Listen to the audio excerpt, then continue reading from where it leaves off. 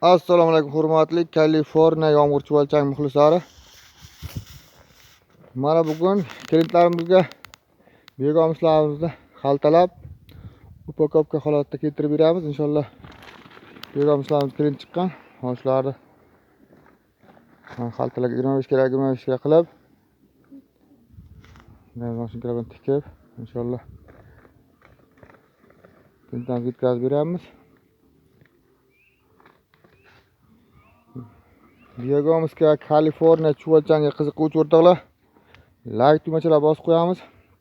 Mana shunday sifatli begomislarni Kaliforniya chuvalchanglarni qanday ko'paytirish sirlarini o'rgatib o'tamiz. Videodan uzoqlashmanglar. Kaliforniya chuvalchanga begomis qiziquvchi o'rtoqlar, yaxshi ma'lumotlar bo'ladi videoda. Shunday sifatli begomislarimizni qanday yetishtiriladi, chuvalchanglar qanday ko'paytiriladi, hammasini ko'rsatib o'tamiz. Sizlar qiziquvchi o'rtoqlarga shunday sifatli 100% granul shaklda begomislar qanday yetishtiriladi, shuni sirlarini o'rgatib o'tamiz.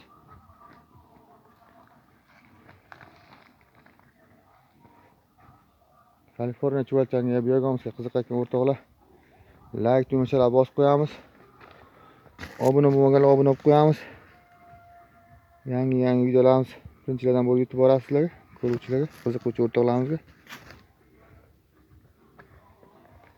Videomiz yoqsa like tugmachalarni bosib qo'yamiz.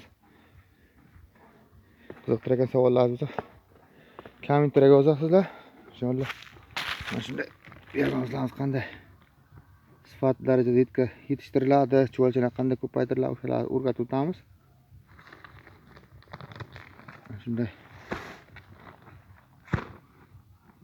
40 tonna begomisga zakazimiz bor. Inshaalloh begomislarimizni taxlab, elab,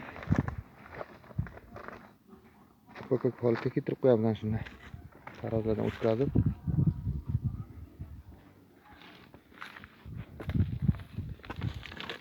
qiziquvchi o'rtoqlar, bemalol qiziqtirgan savollaringiz bo'lsa kommentariyada yozib qoldiringlar. Mana shunday begomislar qanday sifatli tayyorlashni, Kaliforniya chuvalchalar ko'paytirish sirlarini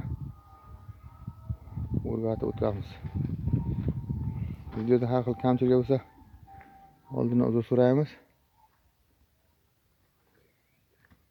Sog' bo'lasizlar, salomat bo'lasizlar.